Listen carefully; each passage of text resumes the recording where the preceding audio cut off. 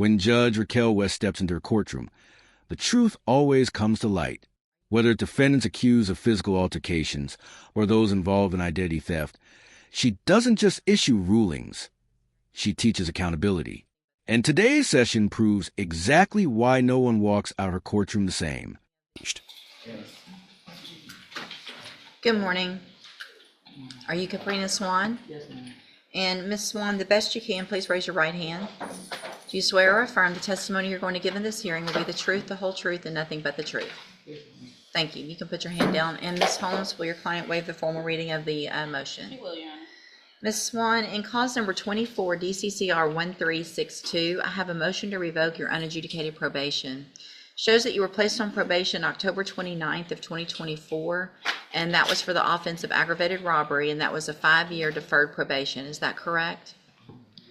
The motion alleges that you violated your probation. Count 1 alleges that you failed to report as directed for the months of January, February, and March of 2025. And is that true or not true? True or not? Listen to the question. Okay, true. Count 2 alleges that you failed to never become intoxicated or under the influence of any intoxicating substance, and that you admitted to using cocaine and alcohol on January 7th of 2025. And is that true or not true? Count 3 alleges that you failed to participate in the mental health services and follow all recommendations of that. Is that true or not true? Count 5 alleges that you failed to provide verification of completing the theft prevention class. Is that true or not true? Count 6 alleges that you failed to provide verification of entering and successfully completing the moral recognition therapy program. Is that true or not true? True. And then count 7 alleges that you're behind in your court-assessed fees. And is that true or not true? All right, did you enter your pleas of true to counts 1 through 7 freely and voluntarily?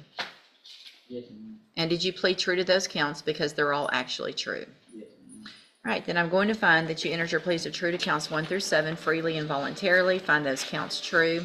Find sufficient evidence to find you guilty and revoke your probation. But it's my understanding that the probation department and the state are willing to give you a chance today to go to the special needs SafeP program, which will help you hopefully get all of these issues behind you, learn how to make better decisions, stop using drugs, get the mental health treatment you need so that you can be successful on this probation. I want to make sure you understand that this is your second chance now, and you will not get a third. You are on probation for a first-degree felony. Today, right now, I could send you to prison for the rest of your life. The rest of your life, from 5 years up to 50, 60, 70, the rest of your life for violating probation on this type of offense.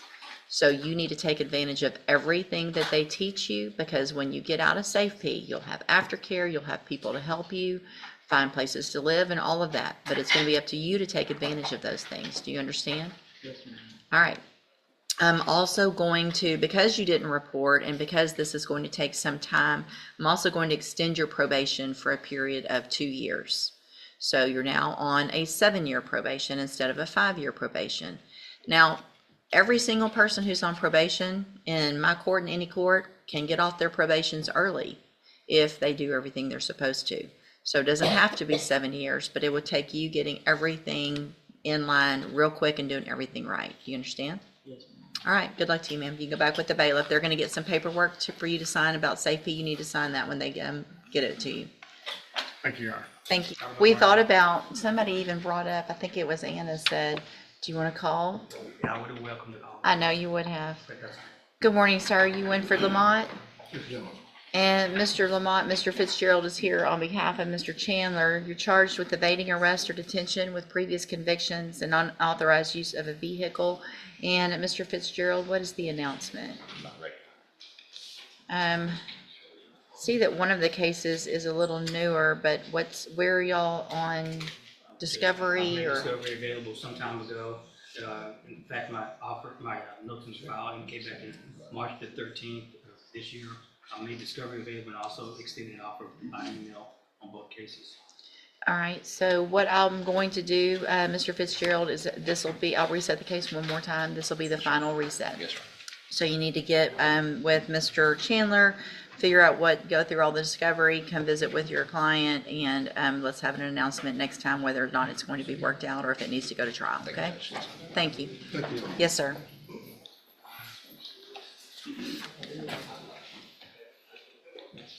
Good morning. Are you Jose Lopez Pomez? Yes. And Mr. Pomez's case is set for trial to begin with jury selection next Monday. And the state has filed a motion for continuance. Mr.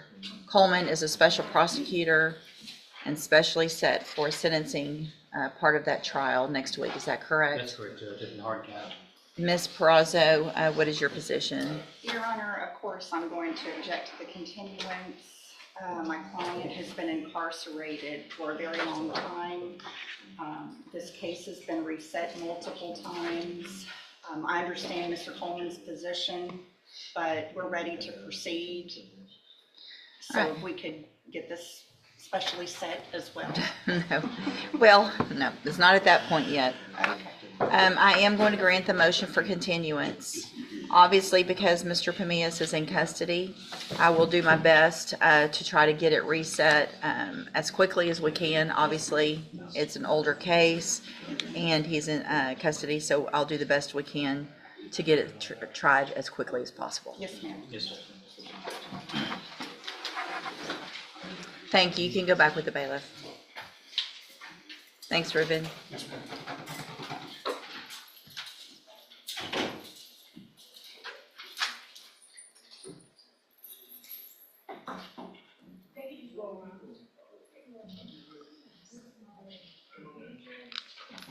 Good morning, sir. Are you Rontazy Williams?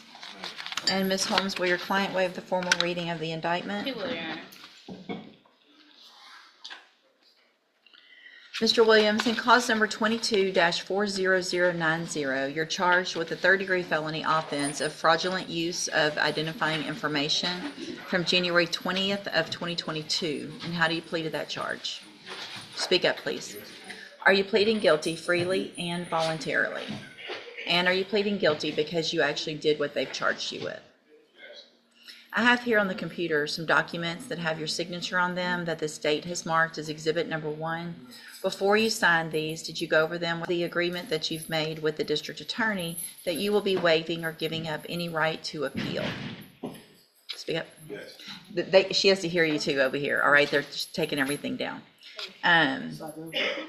Also, do you understand, if you're not a U.S. citizen, that a plea of guilty or no contest may result in your deportation, exclusion from admission to the country, or denial of naturalization under federal law?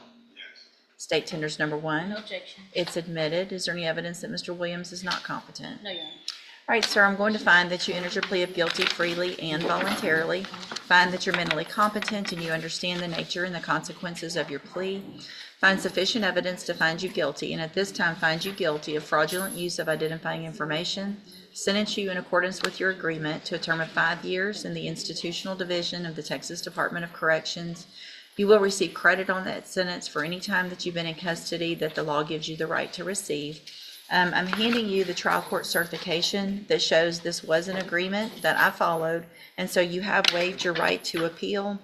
I have also handed you a written admonishment regarding your ineligibility to possess a firearm or ammunition. Because of the judgment entered against you, you're ineligible under Texas law to possess a firearm or ammunition.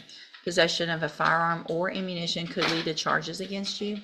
Firearm is a legal term, and you should read the written admonishment I provide you to see what devices qualify as a firearm.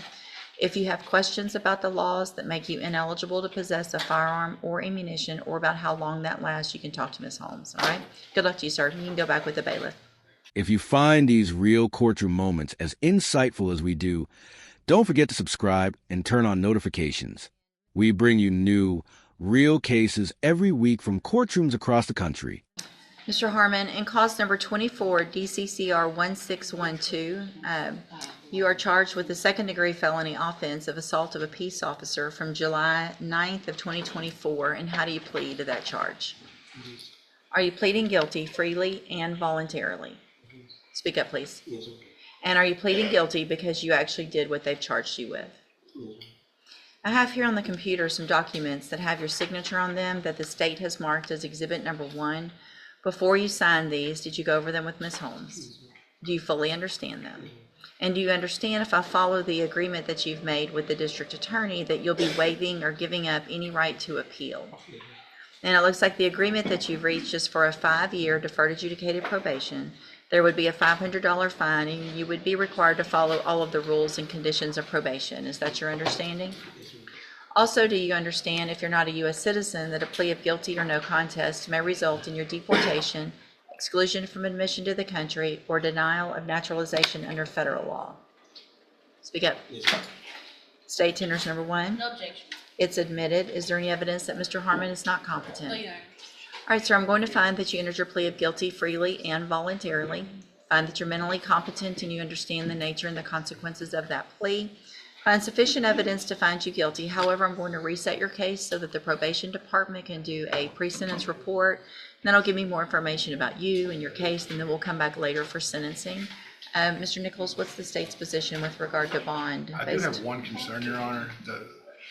The call where this happened was a family violence choking incident. Where he was charged, I believe, with family violence burglary with intent to commit assault.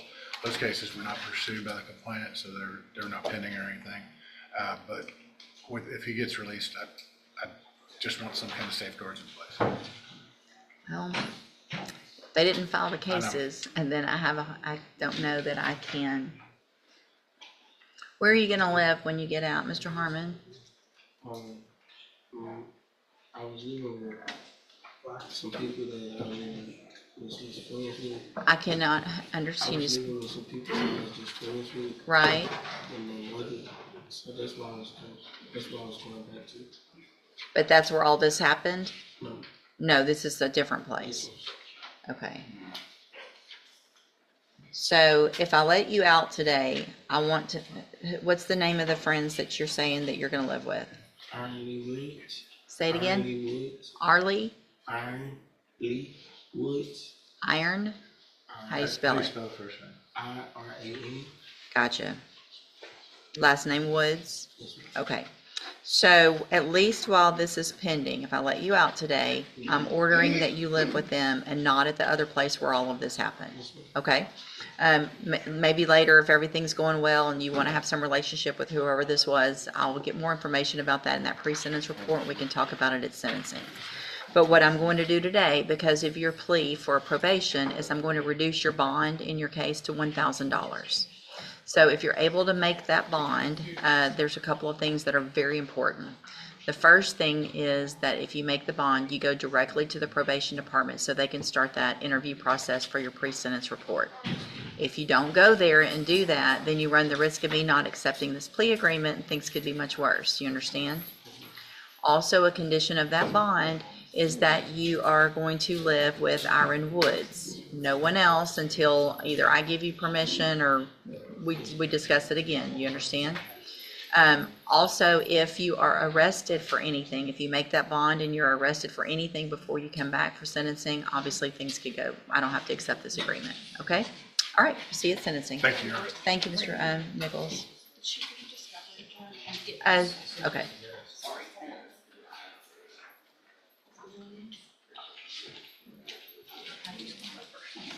IRAN. Today's docket under Judge Raquel West covered a full range of justice in action. Winfrid Lamont began his case with initial procedural hearings. Jose Lopez Pomez case moved toward jury selection. Set for next week, Kevin Harmon entered a plea for resisting a peace officer as Judge West considered a possible probation outcome. Then came Caprina Swan, who admitted to breaking the terms of her probation in a serious robbery case, now facing tougher consequences.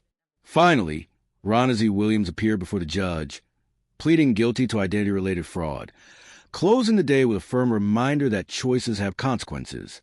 Judge Raquel West doesn't need to raise her voice. Her authority speaks for itself. Every sentence, every warning, every decision shows that her courtroom is where excuses stop and the truth begins. If you want to keep watching real justice unfold, hit like, subscribe, and stay tuned, because Judge Raquel West's courtroom never runs out of reality.